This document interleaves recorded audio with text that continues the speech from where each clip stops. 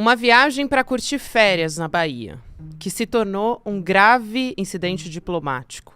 O soldado Yuval Vagdani foi denunciado pela Fundação Hind Rajab quando estava no Morro de São Paulo, no litoral sul baiano. Vagdani fez parte do exército de Israel que participou do massacre em Gaza.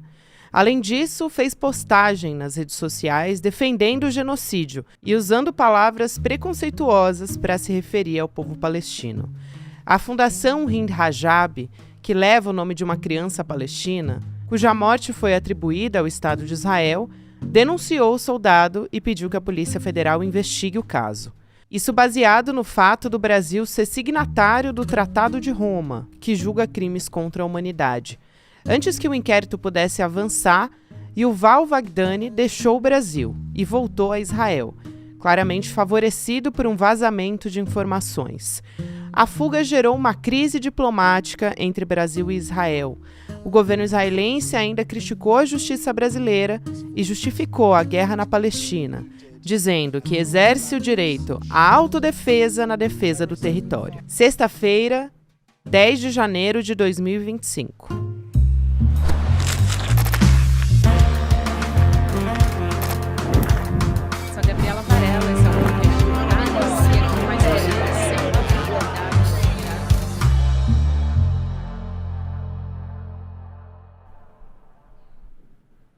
Olá, seja muito bem-vindo, seja muito bem-vinda. Eu sou a Gabriela Varelli, esse é o Videocast em Detalhes. E aqui você já sabe, sempre com um convidado, uma convidada, a gente analisa uma temática ou uma notícia importante do momento. Hoje eu vou conversar com a nossa companheira aqui de CL diária, né? Nossa companheira diária, Heloísa Vilela.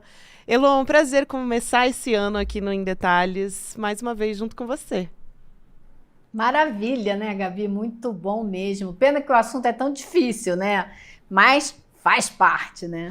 Faz parte, mas também a gente tem alguns pontos positivos aí, né? Que a gente vai analisar ao longo da nossa conversa. Mas antes de mais nada, eu quero te perguntar do ponto de vista diplomático. Talvez primeiro trazer um pouco sobre essa história, né? Quem é esse soldado israelense? Como é que ele veio parar aqui? E qual foi, do ponto de vista diplomático, o problema que ele causou? Exatamente. Então, ele é um soldado de um batalhão que está muito conhecido hoje em dia em Israel, porque inclusive o jornal Haaretz entrevistou várias pessoas desse batalhão que contaram, sem mostrar o rosto nem dar o nome, os absurdos que eles estão cometendo e como isso vem de ordens dos seus comandantes.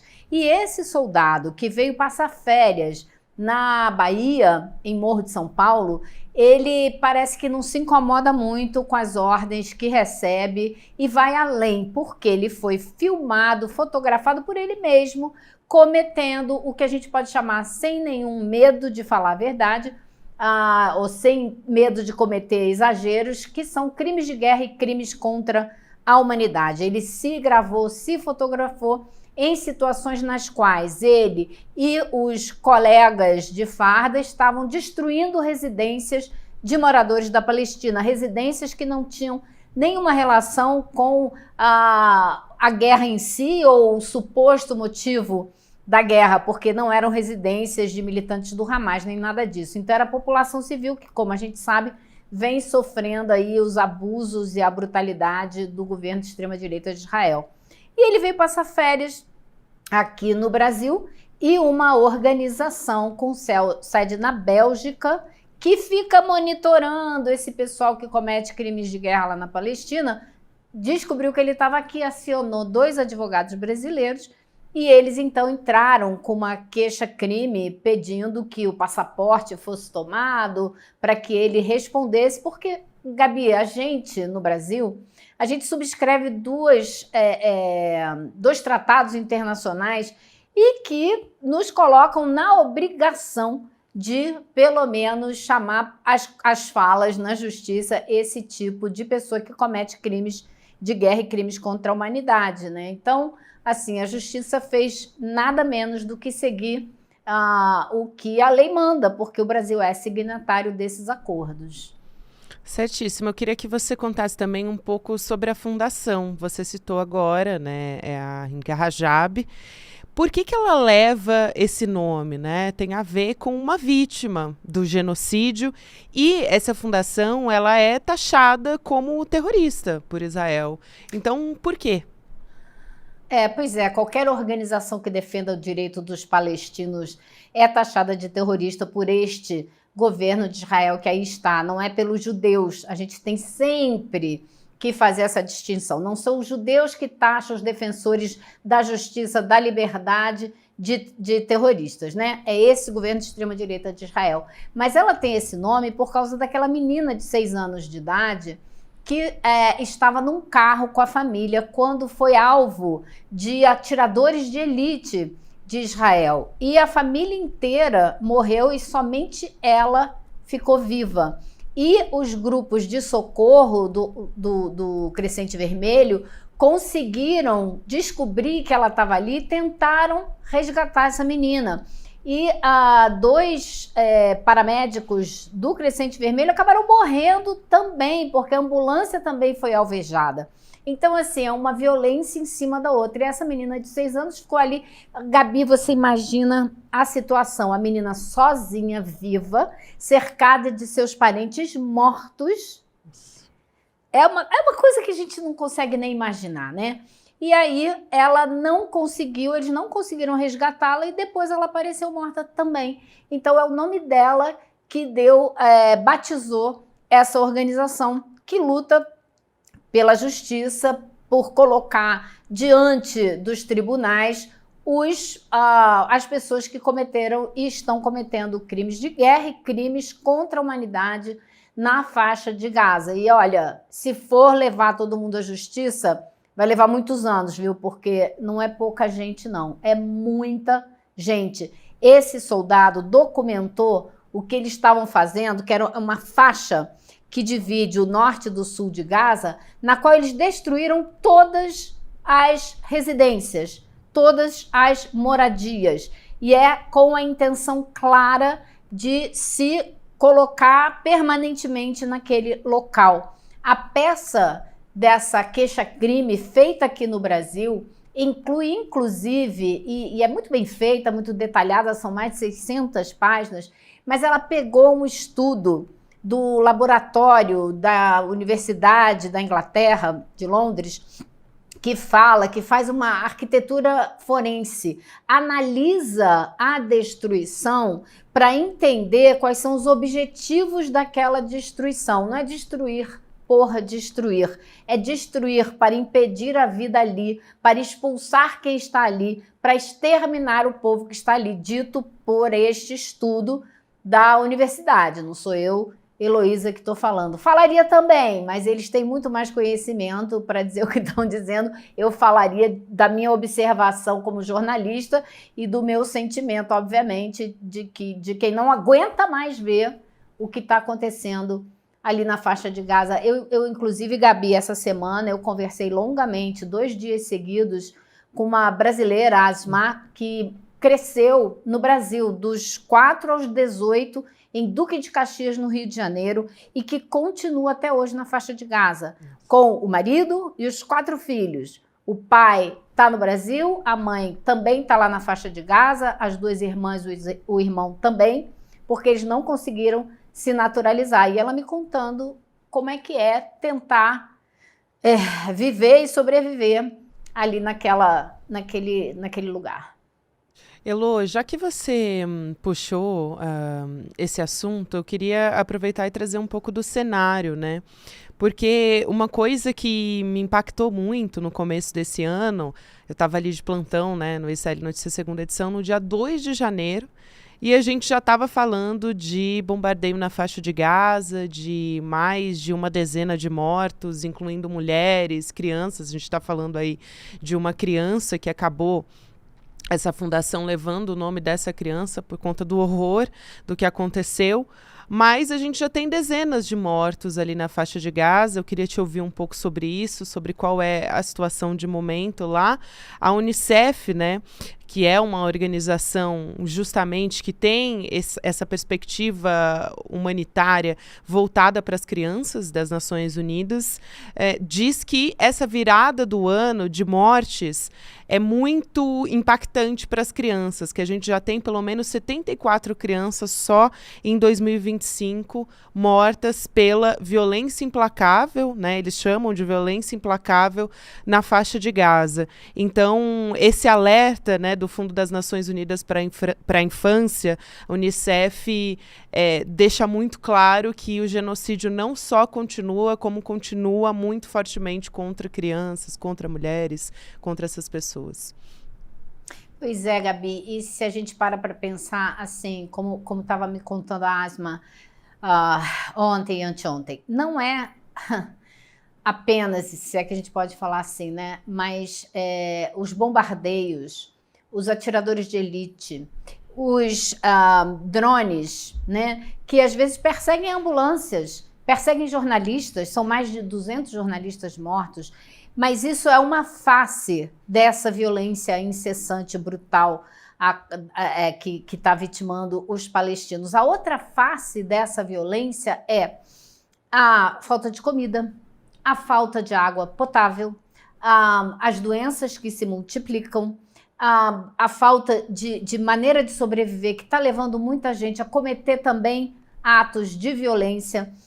São crianças que não sabem mais o que é ter uma vida normal, ir para a escola, né? Existe um esforço nesse momento de tentar restabelecer algum tipo de sistema de ensino todo via internet, mas obviamente nem todo mundo tem internet, ela não funciona o tempo todo. Eles ainda conseguem alguma conexão, mas você acha que todo mundo vai ter um computador? Todo mundo vai ter um celular? Obviamente que não, né? As bombas que não só matam as pessoas nas suas residências, mas também destroem escolas, hospitais, né? Universidades, foram todas destruídas. Elas também criam um sistema, não é nem um sistema, é uma situação em que ninguém sabe se vai estar vivo amanhã ou na próxima hora, no próximo minuto, como me disse essa brasileira. Não sei se eu vou estar viva amanhã ou se eu vou estar viva no próximo segundo, porque pode coincidir de eu estar passando num lugar que sofra, né, com um ataque à bomba. Então, assim, Gabi, eu acho até muito difícil a gente descrever com um mínimo de veracidade, né, o que essas pessoas estão passando, porque por mais que a gente ouça, a gente não tem noção de um décimo do que é. Só, assim, um exemplo besta, minúsculo, mas a Asma estava me falando, você já imaginou o que é ficar um dia sem luz ou 2 dias sem luz?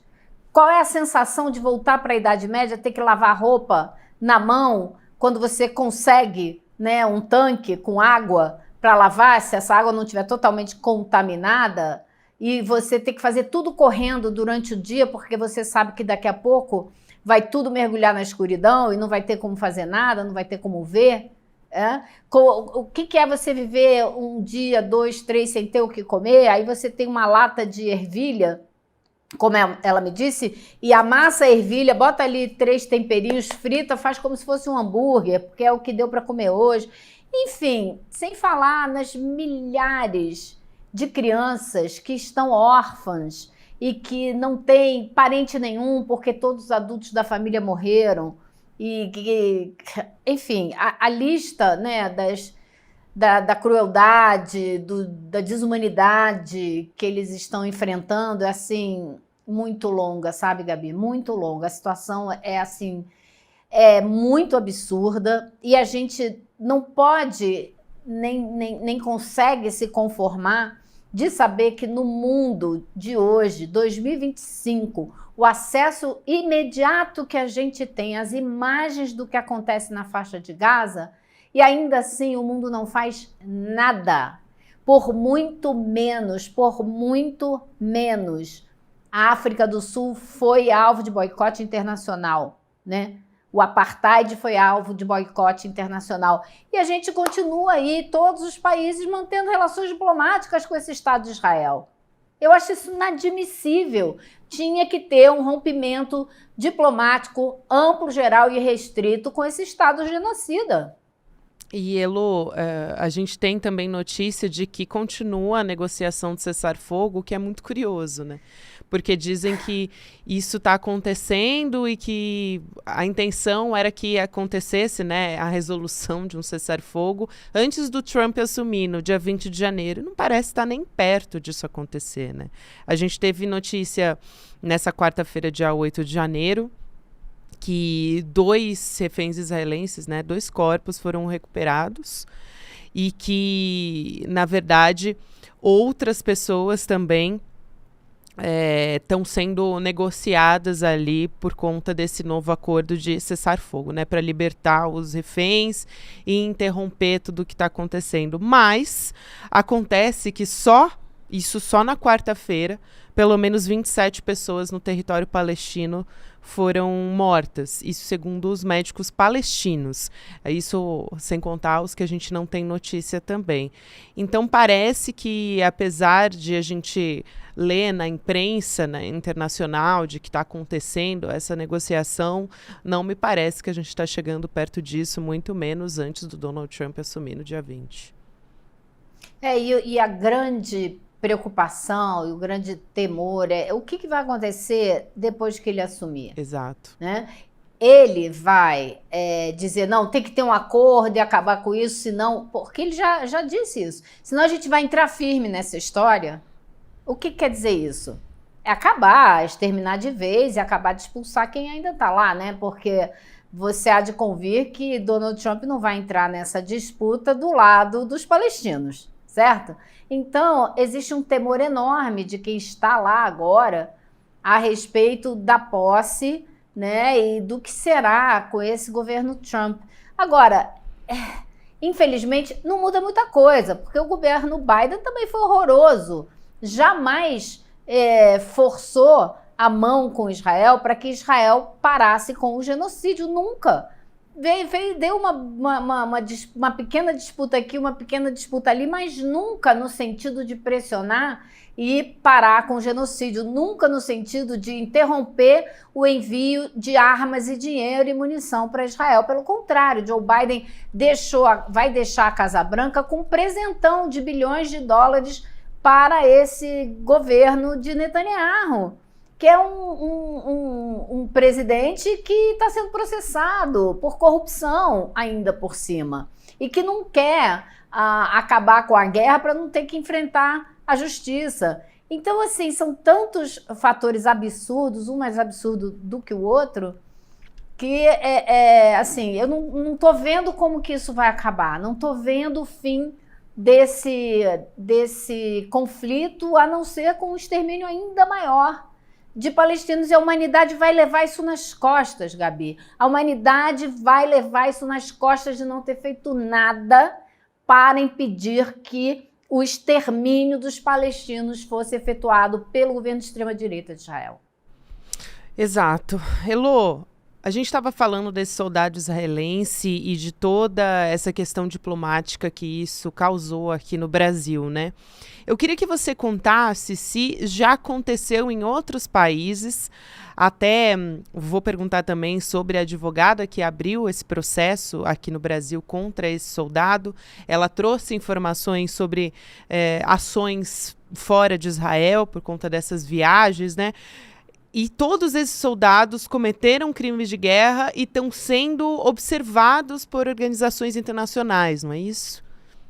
Exatamente. Se a gente voltar um pouquinho no tempo, alguns meses, a Al Jazeera, a TV Al Jazeera do Catar, fez um documentário incrível, um levantamento minucioso a respeito desses crimes de guerra que esses soldados estão documentando, se colocando no lugar e mostrando o que faz. São coisas assim para lá de absurdas, não são somente as demolições das quais eles participam e vibram e torcem para que aconteçam, mas invasões de casas de civis palestinos, tomando os bens desses civis, ridicularizando essas pessoas, usando as roupas íntimas das mulheres palestinas e fazendo fotos e vídeos. Então é uma série de crimes, de desrespeitos que eles mesmos estão documentando. Então a Jazeera fez um documentário mostrando tudo isso, identificando com nome e sobrenome, mostrando as postagens deles e tal. Então foi um trabalho incrível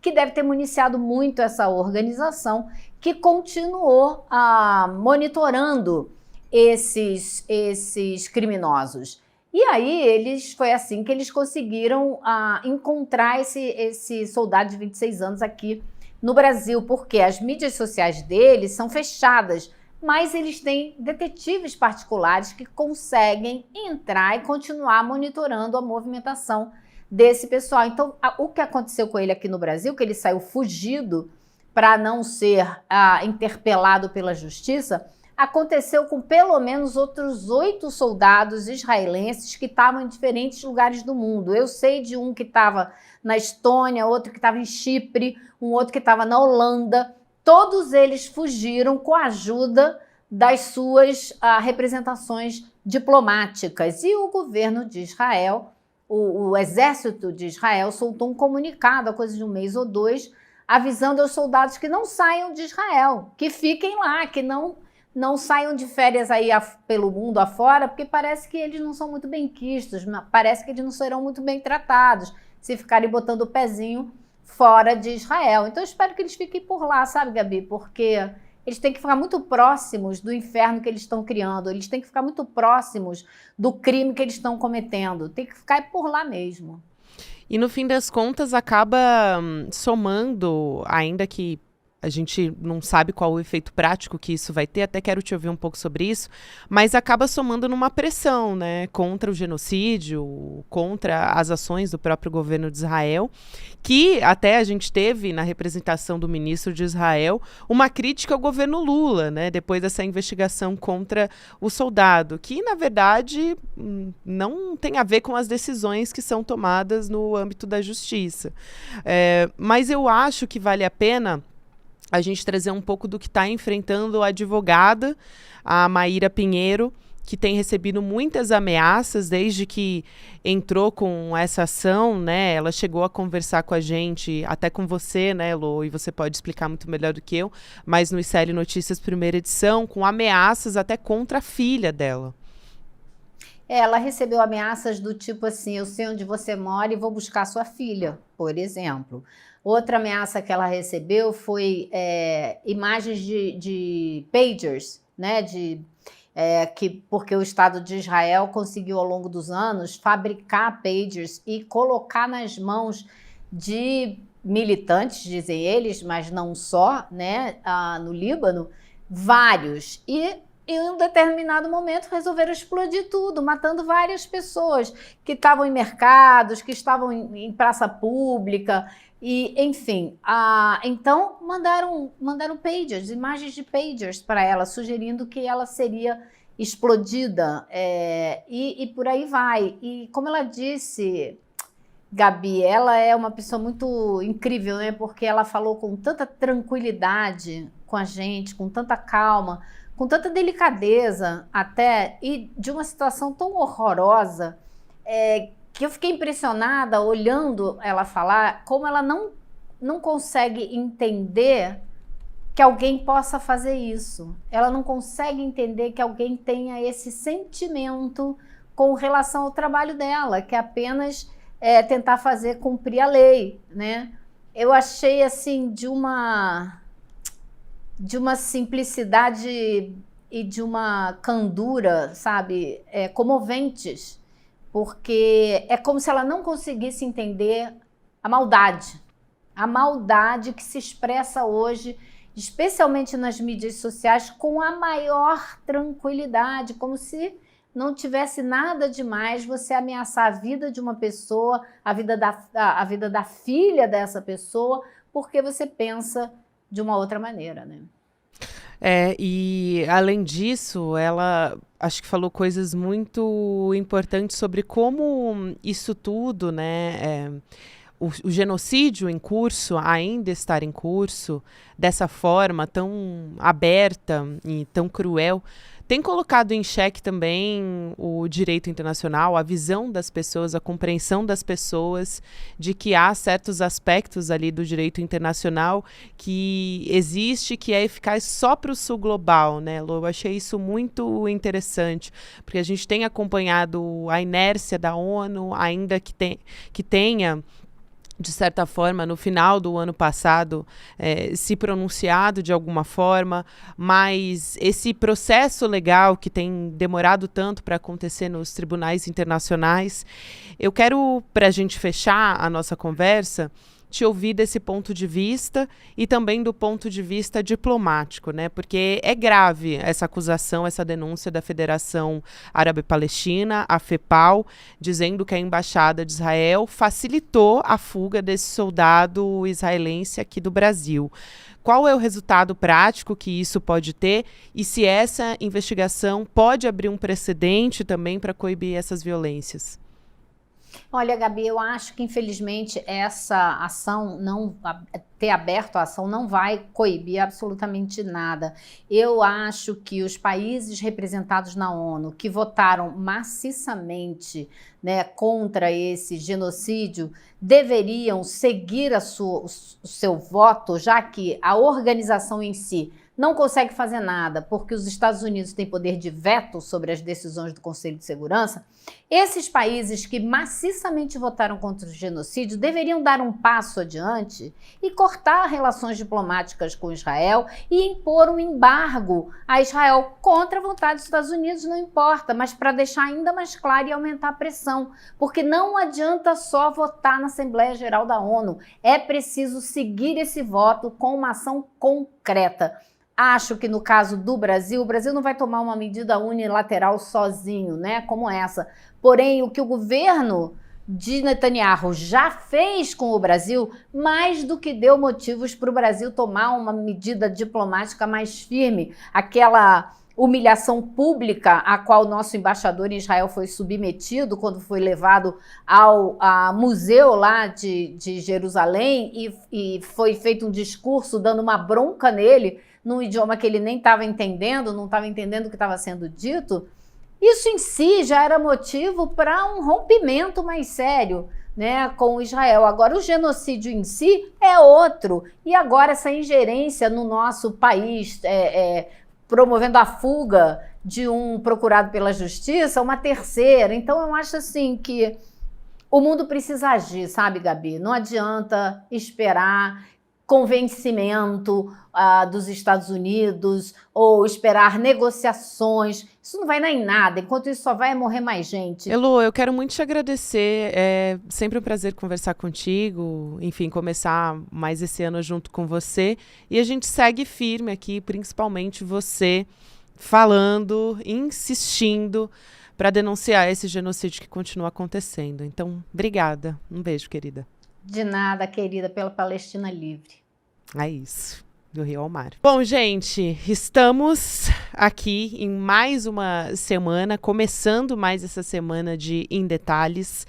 E eu quero te convidar a fazer parte da nossa comunidade, do nosso jornalismo independente.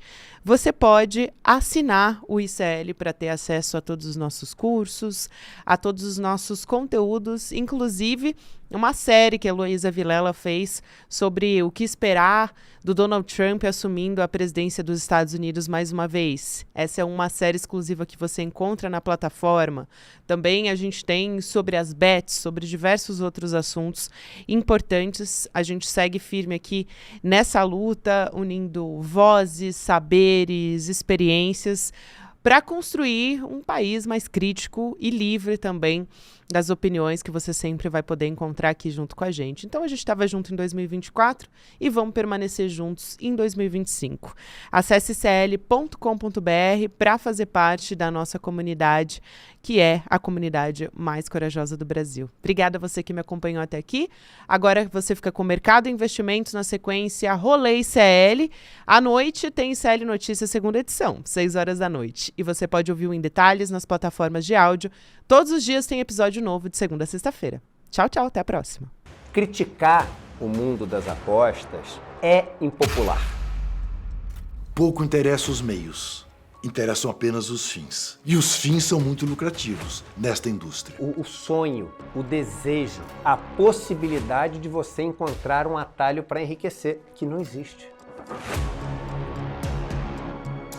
Algumas fazem propaganda enganosa e chegam a usar desde influenciadores suspeitos de faturar em cima do prejuízo dos fãs até crianças de 6 anos. Inteira, várias gerações vão perder o interesse no esporte porque ninguém quer assistir uma competição que você saiba o resultado previamente. Precisa existir uma regulação muito forte em cima disso. Eu entrei em depressão por conta do jogo. No meu caso, eu perdia 30 salários por mês. Mas quando eu perdia, aí onde eu queria cometer suicídio, aonde eu queria me matar. Eu sou filha de alguém que era viciado em corrida de cavalo. Não tem nada de bom que venha disso. Elas são vítimas que não denunciam, elas são vítimas que se calam. Poxa, mas esse discurso não é um discurso muito moralista? Não, é um discurso de alerta. E pode ter certeza, neste exato momento em que você assiste a este documentário, tem alguém perdendo muito dinheiro com as bets. A bola sempre ganha. Sempre.